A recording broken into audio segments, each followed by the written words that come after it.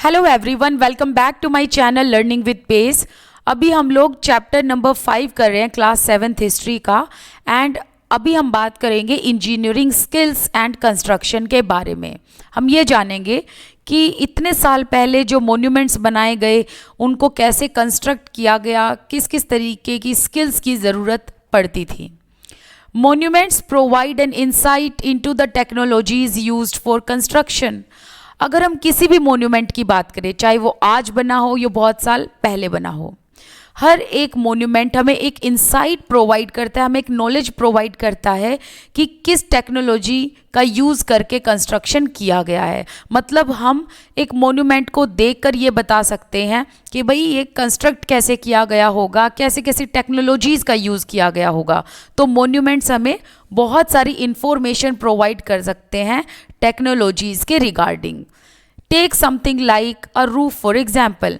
चलो अभी हम एक रूफ का, एक छत का एग्जाम्पल लेते हैं। We can make this by placing wooden beams और slab of stone across 4 walls.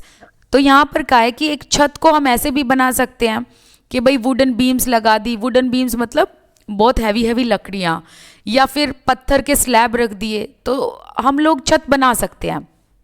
But the task becomes more difficult if we want to make a large room with an elaborate superstructure. This requires more sophisticated skills. अब सबसे बड़ी दिक्कत यहाँ आती है कि अगर हमने लार्ज रूम बनाने हो और लार्ज रूम भी ऐसे जो सुपर स्ट्रक्चर हो, तो ऐसे टाइम पर छत बनाना बहुत मुश्किल है। अब सुपर स्ट्रक्चर का मतलब हो गया ऐसी बिल्डिंग जिसमें बहुत सारे फ्लोर्स हों, राइट।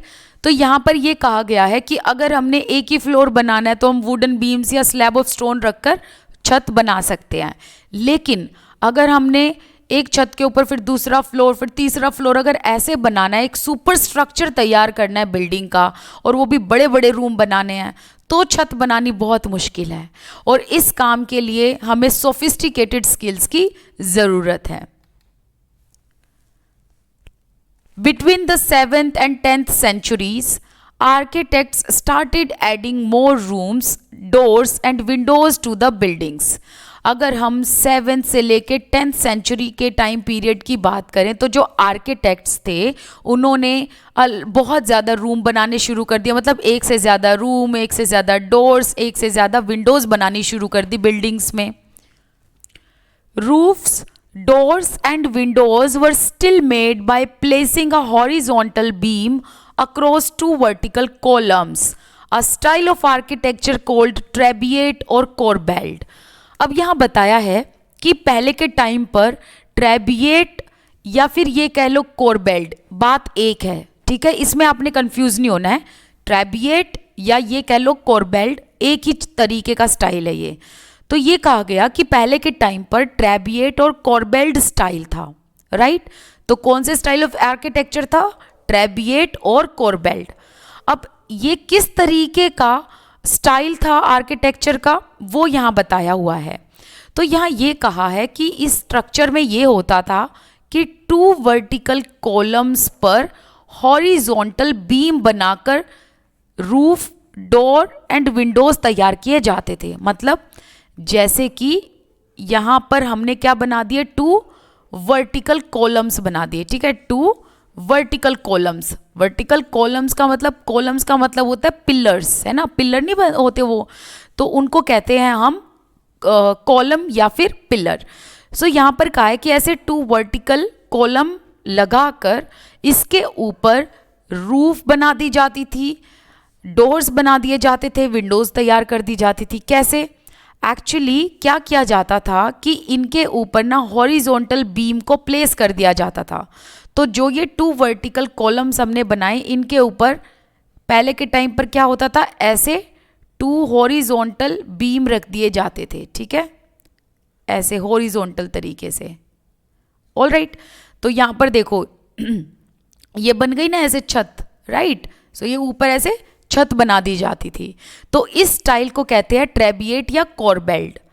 तो यहाँ पर भी दिखाया है, देखो ये आप देख पा रहे हैं, ये है 2 वर्टिकल इस तरीके से कॉलम, यहाँ पर भी 2 वर्टिकल कॉलम है, इसके ऊपर ये देखो किस तरीके से हॉरिजॉन्टल बीम रखी गई है ना, हॉरिजॉन्टल तरीके से, राइट। तो ये कौन सा स्टाइल है, ये है ट्रेबिएट या फिर इसको कह लो आप कोरबेल्ट। सो फिगर 2b है ये, तो इसमें देखते क्या लिखा है, corbelled technique used in construction of the screen. तो इसमें कोरबेल्ट टेक्निक का यूज किया गया है, ट्रेबिएट टेक्निक का यूज किया गया है। अब इसी का एक एग्जाम्पल जो आज के टाइम पर आप लाइव एग्जाम्पल देखोगे वो साइड में दिया है, ये है एक कुवत अल इस्लाम मॉस्क। तो ये कौन सी मॉस्क है, कुवत अल इस्लाम मॉस्क। सो ये कुवत अल इस्लाम मॉस्क में किस तरीके का डिज़ाइन है, किस तरीके का स्टाइल ऑफ आर्किटेक्चर है, ये है कोरबेल्ट या फिर ये कह लो ट्रेबिएट। So between the 8th and 18th century, the Trabeate style was used in construction of temples, mosques, tombs and in buildings attached to large step wells, baolis. अब यहाँ ये बताया है कि 8 से लेके 13 सेंचुरी के टाइम पीरियड में ट्रेबिएट स्टाइल से ही बिल्डिंग्स बनाई जाती थी, ट्रेबिएट स्टाइल से ही रूफ बनाई जाती थी, ट्रेबिएट स्टाइल से ही डोर्स बनाए जाते थे, राइट। और किस किस चीज़ का कंस्ट्रक्शन होता था ट्रेबिएट स्टाइल में, मंदिरों का, मॉस्क का, टूम्ब का, एंड इनफैक्ट जो बाउलीज होती है ना, मैं आपको बाउलीज दिखाती हूँ क्या होती है। ये देखो, ये है बाउलीज, ठीक है। इनका मेन पर्पस था कि भाई वाटर को स्टोर करना यहाँ पर, और यहाँ पर ऐसे ना अंदर सीढ़ियाँ होती है नीचे जाने के लिए। तो बेसिकली जो बाउलीज हैं जिनमें लार्ज स्टेप होती हैं, और ये एक तरीके की वेल होती हैं या कुआं एक तरीके का आप कह सकते हो, बाउली एक तरीके का स्टेप वेल होता है। और इन बाउलीज में भी ट्रेबिएट स्टाइल को ही फॉलो किया जाता था। रानी जी की बावरी और the queen's step well located in Bundi in Rajasthan. तो यहाँ पर ये है रानी जी की बावरी, ठीक है। जब आप बूंदी जाएंगे और ये बावरी देखेंगे ऐसी दिखेगी आपको। तो ये है रानी जी की बावरी जिसे हम क्वींस स्टेप वेल भी कहते हैं। कहाँ पर है, बूंदी में। बूंदी का है, राजस्थान में। It is the largest among the 50 step wells and that were built to meet the need for water. So Rani ji की बावरी जो है ना, ये बहुत ही लार्जेस्ट है, बहुत बड़ी है। तो 50 बावरीज में से जो सबसे बड़ी बावरी है वो है क्वींस स्टेप वेल। कहाँ पर है, बूंदी में है। बूंदी का है, राजस्थान में है। एंड इसको इतना बड़ा क्यों बनाया गया था, to meet the need for water, कि अगर लोगों को पानी की ज़रूरत हो तो यहाँ से पानी ले सके। तो लोगों को पानी की अगर आवश्यकता हो तो ये बावरी काम आएगी। And this baori is known for its architectural beauty, मतलब इसमें इतने अच्छे तरीके से इस बावरी को बनाया गया है, यही इसकी एक ब्यूटी है, जिसे हम कहेंगे कि इसकी जो ब्यूटी है वो है उसकी आर्किटेक्चरल ब्यूटी की, जिस तरीके से इसको बनाया गया है। कब बनाया गया, 1699 में। किसने बनवाया था, रानी का नाम क्या है, Rani Nathavat ji. And the queen of Raja Aniruddh Singh of Bundi. तो बूंदी के जो राजा थे ना, राजा अनिरुद्ध सिंह, उनकी जो रानी थी नाथवत, उन्होंने इस बावरी को बनवाया है। Temple construction in early 17th century. अब हम देखेंगे 17th सेंचुरी के अर्ली टाइम पीरियड में कैसा टेम्पल कंस्ट्रक्शन हुआ। द कंदारिया महादेव, कंदारिया महादेव मतलब यहाँ पर शिव जी की बात हुई है। बेसिकली एक टेम्पल ये जो है ये किसके लिए बनाया गया था, लॉर्ड शिवा के लिए, right. So Kandariya Mahadev temple dedicated to Shiva was constructed in 999 by the king Dhangdev of Chandela dynasty।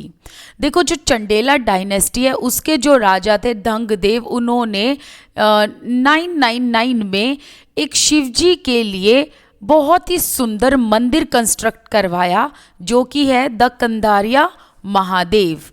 तो ये है एग्जाम्पल कंदारिया महादेव का। तो यहाँ पर आप देखेंगे साइड में इसकी पूरी ऐसे प्लानिंग हो रखी है, प्लान तैयार किया हुआ कि कैसे ये टेम्पल बनाया जाएगा। An ornamented gateway led to an entrance. तो यहाँ पर, यहाँ देखो मैं जहाँ सर्कल कर रही हूँ, ये है एक मेन एंट्रेंस बेसिकली, जहाँ से लोग एंट्री करेंगे, तो इसको हम कहेंगे गेटवे। ऐसे ही अगर हम इसको बी प्लान में देखें तो देखो यहाँ पर क्या है, यहाँ पर है एंट्री, एंट्रेंस है, तो इसको क्या कहेंगे, इसको हम कहेंगे गेटवे। तो ये जो प्लान आपको दिख रहा है, इसी प्लान के हिसाब से ये जो मंदिर है यहाँ तैयार किया गया। The main hall mahamandapa where dances were performed. अब यहाँ देखो ये वाला जो पार्ट है, ठीक है, ये क्या है, ये वाला पार्ट जो है ये है महामंडप, जहाँ पर डांस वगैरह परफॉर्म किए जाते थे। तो ऐसे ही यहाँ पर जो मैं सर्कल कर रही हूँ ये पार्ट महामंडप का है। The image of chief deity, deity मतलब जो भगवान वगैरह हैं उनकी आइडल, उनकी मूर्तियाँ, was kept in the main shrine, जिसको कहा गया गर्भगृह। तो ये वाला जो पार्ट है, ठीक है, ये वाला जो पार्ट है बेसिकली ये है गर्भगृह का पार्ट, जहाँ पर जो है मंदिर का जो मेन एरिया हो गया, जहाँ पर भगवान की मूर्तियाँ रखी जाती हैं, उसे मेन श्राइन या गर्भगृह कहा जाता है। ऐसे ही ये लास्ट में जो है ये गर्भगृह, यहाँ जो बनाया हुआ है ये स्ट्रक्चर पूरा, राइट। तो यहाँ पर आपको ये देखने को मिलता है कि देखो चंडेला डायनेस्टी में जब रूलर ने इस मंदिर को बनवाया तो उसका ऐसे प्लान तैयार किया गया कि ऐसे गेटवे होगा, यहाँ पर जो है महामंडप होगा, यहाँ पर गर्भगृह होगा। उसी को ध्यान में रखकर यहाँ साइड में ये जो ये मंदिर का आप पिक्चर देख रहे हैं, ये मंदिर बनवाया गया। ये मंदिर किसके लिए था, लॉर्ड शिवा के लिए। This was the place of ritual worship where only king and his immediate family and priests gathered. और कमाल की बात है, ये जो मंदिर बनाया गया यहाँ पर ओनली किंग, उसकी फैमिली एंड पुजारी लोग ही आते थे। The Khajuraho complex contained royal temples where commoners were not allowed the entry. अब यहाँ ये भी बताया गया कि आपको ना खजुराहो में ऐसे बहुत सारे टेम्पल्स मिलेंगे जो कि रॉयल टेम्पल थे। रॉयल टेम्पल का मतलब वहाँ पर ओनली किंग जा सकते हैं, उनकी फैमिली एंड प्रीस्ट, और कॉमनर्स को वहाँ पर जाना अलाउड नहीं होता था। The temples were decorated with elaboratively carved sculptor. तो यहाँ पर ये बताया कि कितने बढ़िया तरीके से कार्व्ड स्कल्प्टर तरीके से इसको तैयार किया गया, मतलब इसमें भी आपको पूरे ऐसे ज्योमेट्रिकल डिजाइन्स वगैरह देखने को मिलेंगे। The Rajarajeshwar temple at Thanjavur had the tallest shikhara amongst temples of its time. अगर हम राजराजेश्वर टेम्पल की बात करें तो इस टेम्पल के टाइम पीरियड में जितने भी टेम्पल्स मौजूद थे उनमें से सबसे ऊंची जो शिखर थी या सबसे टॉल शिखर जिसकी थी वो राजराजेश्वर टेम्पल की थी। राजराजेश्वर टेम्पल तंजावुर में बनवाया गया। Constructing it was not easy because there were no cranes in those days. तो यहाँ पर ये कहा गया कि ये शिखर को बनाना ना, ये है शिखर, ठीक है, इस शिखर को बनाना इजी टास्क नहीं था क्योंकि उस टाइम पर तो क्रेन्स भी मौजूद नहीं होती थी। एंड ऊपर से जो ये शिखर है इसके ऊपर ये 90 टन का टॉप भी रखवा दिया। 90 ton stone for the top of the shikhara. तो ये होती है शिखर, राइट, ये वाला पार्ट जो है ये शिखर है। इस शिखर के ऊपर ये जो 90 टन का भारी भरकम जो स्टोन है वो भी रखा गया। एंड ये बहुत हैवी था, 90 टन का था। एंड इसको रखा कैसे गया था, मैन्युअली रखा गया था क्योंकि ना उस टाइम पर कोई क्रेन था ना कुछ और ऐसी टेक्नोलॉजी थी। तो इसको लोगों ने, लेबरर्स ने मैन्युअली रखा था, राइट। तो कैसे रखा होगा, बेसिकली एक्चुअली उन्होंने ना ऐसे 4 किलोमीटर दूरी से एक इंक्लाइन बनाया था और इस इंक्लाइन को बनाने के लिए इन्होंने उसके नीचे, मतलब ऐसे जो ये इन्होंने इंक्लाइन बनवाया इसके नीचे भी इन्होंने किसी न किसी कॉलम को पुट किया होगा, मतलब नीचे पिलर्स बनाए होंगे। फिर उसके बाद इस जो है इस बोल्डर को या ये कह लो इस हैवी से टॉप को ऐसे रगड़ते हुए ऊपर लेकर आए, मतलब ऊपर इन्होंने मैन्युअली इसको खिसकाया है, ठीक है, क्योंकि उस टाइम पर कोई टेक्नोलॉजी तो थी नहीं। फिर जब इसको ऊपर रख दिया तो ये जो इंक्लाइंस बनाई थी ये हटा दी थी, right. So the architects built an inclined path to top of the temple, placed the boulder on the rollers and rolled it all the way to the top. तो जैसे कि अभी बताया कि ऐसे इंक्लाइन तैयार करवाया, और इंक्लाइन तैयार करते वक्त इन्होंने नीचे से पिलर्स भी लगाए हैं, राइट। फिर इसके अलावा इन्होंने क्या किया, इस बोल्डर को, बोल्डर मतलब जो ये 90 टन का जो इन्होंने भारी भरकम जो यहाँ पर टॉप लगाया है, इस बोल्डर को इन्होंने यहाँ से ऊपर ऐसे रोल किया, वो भी मैन्युअली, हाथ से खिसका कर ऊपर लेकर आए। The path started more than 4 kilometre away. अब सोचो ये जो इंक्लाइन बनाया ना, ये 4 किलोमीटर दूरी से बनाना शुरू किया था, so that it would not be too steep, and this was dismantled after the temple was constructed. अब ये 4 किलोमीटर की दूरी से क्यों बनाया गया, ताकि ये इतना स्टीप ना हो कि चढ़ाने में दिक्कत हो, है ना। एंड इसके अलावा यहाँ पर यह भी बताया गया कि ये जो 4 किलोमीटर दूरी से जो ये इंक्लिनेशन बनाया हुआ, इंक्लाइन बनाया हुआ स्ट्रक्चर था, इसको डिसमेंटल कर दिया, इसको हटा दिया गया जब ये टॉप यहाँ पर पहुँचा दिया गया था। But the residents of the area remembered the experience of the construction of the temple for a long time. और वहाँ के लोगों ने इस कंस्ट्रक्शन को काफ़ी लंबे टाइम तक याद रखा, क्योंकि एक बहुत यूनिक काम था। Even now, a village near the temple is called Charupallam, the village of the incline. तो मतलब अब जो ये टेम्पल है इसके आसपास के जो गांव हैं, right, even now a village near the temple, मतलब जो गांव इस टेम्पल के आसपास है उन्हें क्या कहा जाता है, चारूपल्लम, मतलब the village of the incline. Charupallam का मतलब क्या है, the village of the incline, क्योंकि इंक्लाइन तैयार करके ऐसे इस टॉप को रखा गया, इस बोल्डर को रखा गया शिखर के ऊपर, और फिर इस इंक्लाइन को डिसमेंटल कर दिया गया, हटा दिया गया था, राइट, ऐसे डिसमेंटल इसको कर दिया गया। और फिर देखो, आपको अगर आज आप जाओगे आपको ये यूं का यूं मंदिर देखने को मिलेगा, ये शिखर भी आपको देखने को मिलेगी, ये बोल्डर भी आपको 90 टन का देखने को मिलेगा, और इसके आसपास के गांव को क्या कहा जाता है, विलेज ऑफ इंक्लाइन, मतलब चारूपल्लम। और इस टेम्पल का नाम क्या है, राजराजेश्वर टेम्पल। कहाँ बनाया गया, थंजावुर में।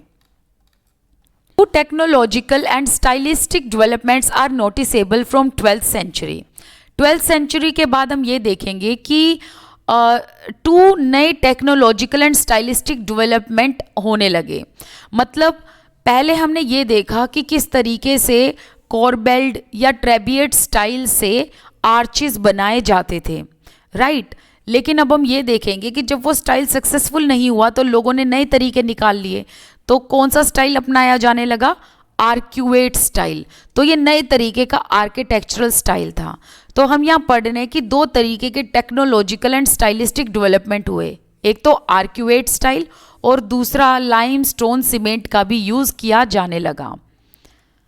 सो अगर हम आर्क्यूएट स्टाइल के बारे में पढ़े तो क्या लिखा हुआ है, the weight of the super structure above the doors and Windows. तो जैसे कि ये डोर हो गया, चलो ये देखो, ये जो है ये डोर हो गया, है ना, एंट्रेंस हो गया।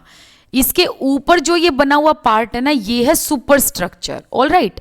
तो सुपर स्ट्रक्चर जो है, जो दरवाजों के ऊपर, खिड़कियों के ऊपर होता है, it was sometimes carried bye arches, the architectural form was called arcuate, right. अब मैं इसको समझाऊंगी आपको बहुत अच्छे से, आपको कोई भी कंफ्यूजन इसमें नहीं रहेगी कि आर्क्यूएट कौन सा है, कोरबेल्ट कौन सा है, इन दोनों में डिफरेंसेस कैसे जाने।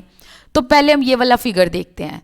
अ true arch, the keystone at the centre of the arch transferred the weight of the superstructure to the base of the arch. तो ये है आर्क्यूएट स्टाइल। और ध्यान रखना, इससे पहले हमने कॉर्बेल्ट या ट्रेबिएट स्टाइल पढ़ा है। दूसरा आर्किटेक्चरल स्टाइल कौन सा है, आर्क्यूएट स्टाइल। इसमें क्या होता है कि इस तरीके से ऐसे जो है आर्च बना दी जाती है, ये देखो जैसे सर्कल में, गोलाई में। तो इसमें क्या है ना, ऐसे जो है ये इस तरीके से काट कर स्टोन्स को रखा गया, राइट, इस तरीके से काट कर। ट्रेबिएट में क्या था, मैं साथ साथ आपको ट्रेबिएट भी समझाती हूँ, फिर आपको और क्लैरिटी होगी। यहाँ मैं बना देती हूँ ट्रेबिएट, जो हमने पढ़ा, जो सक्सेसफुल नहीं हुआ। उसमें क्या था, उसमें ऐसे हॉरिजॉन्टल तरीके से रखा गया, ठीक है, ऐसे हॉरिजॉन्टल तरीके से बीम्स रखी गई। बट इसमें क्या था, आर्क्यूएट में ऐसे 2 कॉलम लिए एंड इस तरीके से रखा जाने लगा, ठीक है, ओके, इस तरीके से।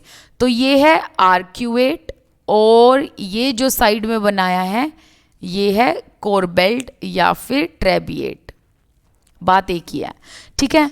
अब देखो यहां पर आप क्या देख रहे हैं, इस तरीके से जो ये आर्क्यूएट स्टाइल बनाया गया, इसमें ना बीच में एक की स्टोन रखा गया, ठीक है। ये जो पार्ट है ना, ये वाला पार्ट, एक सेकेंड,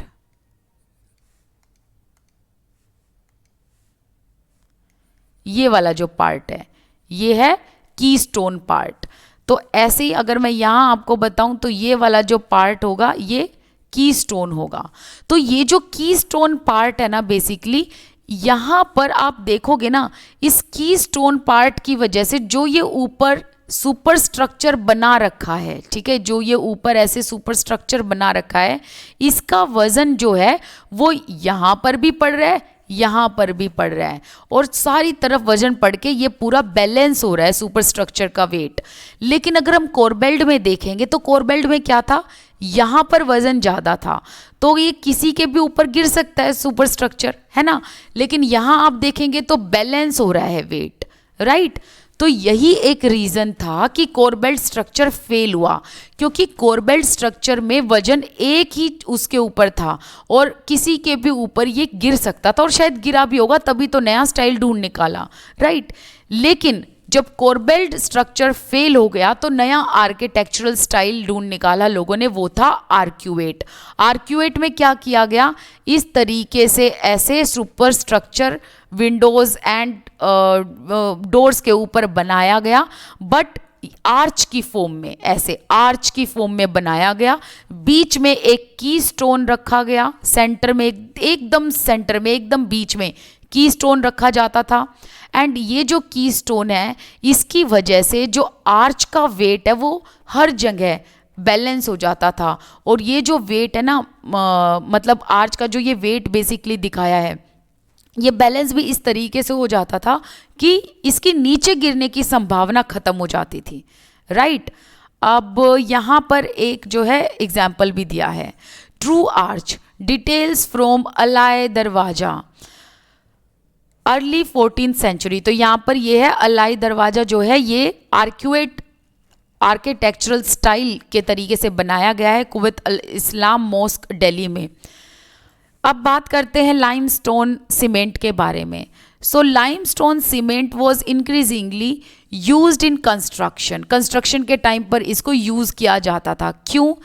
क्योंकि ये हाई क्वालिटी सीमेंट है, विच when mixed with stone chips, मतलब इसको पत्थरों के छोटे छोटे टुकड़ों के साथ मिलाकर इसको और ज़्यादा हार्ड किया कर दिया जाता था कॉन्क्रीट स्टाइल में, कॉन्क्रीट फॉर्म में। And this made construction of large structure easier and faster. Take a look at the construction site. यहाँ पर जो लोग ये कंस्ट्रक्शन कर रहे हैं वो बताई गई कि देखो किस तरीके से लोग जो है यहाँ पर चिनाई कर रहे हैं। चिनाई किसकी कर रहे हैं? लाइमस्टोन सीमेंट की। लाइमस्टोन सीमेंट कैसे? इसको ना एक्चुअली कहाँ मिक्स कर दिया जाता था? सीमेंट को जो है ये हाई क्वालिटी सीमेंट है, इसको स्टोन चिप्स के साथ मिक्स करके एक हार्ड तरीके का कंक्रीट तैयार किया जाता था एंड इसको फिर जो है आर्किटेक्चरल स्टाइल में यूज़ किया जाने लगा। राइट, आई होप आपको ये क्लियर हो गया होगा कि यहाँ पर मैं क्या बताना चाह रही हूँ। यहाँ पर ये जो पेंटिंग है, पेंटिंग ये कहाँ की है? ये है अकबरनामा की painting, showing the construction of the water gate, कि किस तरीके से लोग वाटर गेट बना रहे हैं, कहाँ पर? आगरा फोर्ट में। ऑलराइट, तो यहाँ पर हमने क्या जाना? अभी जो हमने पढ़ा इसमें हमने दो तरीके के आर्किटेक्चरल स्टाइल देखे, एक तो आर्क्यूएट, एक कोरबेल्ट। कोरबेल्ट फेल हो गया क्योंकि उसमें क्या होता था, हॉरिजॉन्टल ऐसे बीम रखी जाती थी जिसकी वजह से भार जो है वो बहुत ज़्यादा हो जाता था इन बीम्स पर एंड नीचे गिरने की संभावना होती थी। और इसी वजह से जब कोरबेल्ट फेल हो गया तो फिर क्या आया? फिर आया आर्क्यूएट स्टाइल। आर्क्यूएट में बीच में एक की स्टोन, एक ऐसा पत्थर रख दिया जाता था जो कि किसका काम करता था? सेंट्रल रोल प्ले करता था एंड इसकी वजह से जो ऊपर सुपर स्ट्रक्चर बनाया गया उसका वजन हर एक जगह पर बैलेंस हो जाता था। इसके अलावा लाइमस्टोन का भी यूज़ किया जाने लगा एंड लाइमस्टोन की वजह से जो है इन मतलब जैसे कि ये जो पत्थर लगाए गए ना आर्क्यूएट स्टाइल में, इनके बीच में लाइमस्टोन का जब यूज़ किया जाने लगा तो कॉन्क्रीट बन गई, ये मतलब ठोस बन गए थे और इसमें गिरने की संभावना भी कम होती थी। फिर इसके अलावा हमने टेम्पल्स के बारे में जाना, हमने शिखर के बारे में जाना, हमने एक टेम्पल की बात की कंदारिया महादेव या कंदारिया महादेव जो कि लॉर्ड शिवा को डिवोट किया गया एंड उसके लिए एक प्रॉपर ऐसे प्लान तैयार किया गया कि कहाँ एंट्रेंस होगी, फिर कहाँ पर महामंडप होगा जहाँ पर डांस परफॉर्म किया जाएगा, कहाँ पर चीफ डेटी की फ़ोटो रखी जाएगी जिसे कहेंगे श्राइन या फिर गर्भगृह। फिर हमने ये भी देखा कि रॉयल टेम्पल्स ऐसे आपको बहुत सारे खजुराहो में मिलेंगे जहाँ पर कॉमनर्स को जाना अलाउड नहीं था। फिर हमने राजराजेश्वर टेम्पल जो कि थंजावुर में है ये जाना कि उसकी टॉलेस्ट शिखर थी उस टाइम पीरियड में जितने भी टेम्पल्स थे एंड इसमें किस तरीके से स्किल्ड क्राफ्ट पर्सन ने इतनी बढ़िया शिखर बनाई, इतनी टॉल एंड ऊपर से उसके ऊपर 90 टन का इतना बड़ा बोल्डर, इतना बड़ा स्टोन मतलब इतना बड़ा पत्थर 90 टन का रखा गया और उसके लिए 4 किलोमीटर दूरी से जो है एक इंक्लाइन बनाया गया ताकि इस बोल्डर को या इस भारी से पत्थर को ऊपर ऐसे लाया जा सके, वो भी मैन्युअली क्योंकि उस टाइम पर क्रेन तो होती नहीं थी। फिर जब इस टॉप बोल्डर को शिखर के ऊपर रख दिया गया तो बाद में ये इंक्लाइन भी हटा दी गई एंड ये भी हमने पढ़ा कि इस राजराजेश्वर टेम्पल के आसपास जितने विलेज हैं उन्हें चारू पल्लम कहा जाता है या ये कह लो विलेज ऑफ द इंक्लाइन। ठीक है, तो आई होप आपको अभी क्लैरिटी मिल गई होगी। कोई डाउट है कमेंट सेक्शन में बता देना। मिलते हैं नेक्स्ट वीडियो में। Till then bye bye. Thank you so much for watching this video. You can follow me on Instagram and Telegram.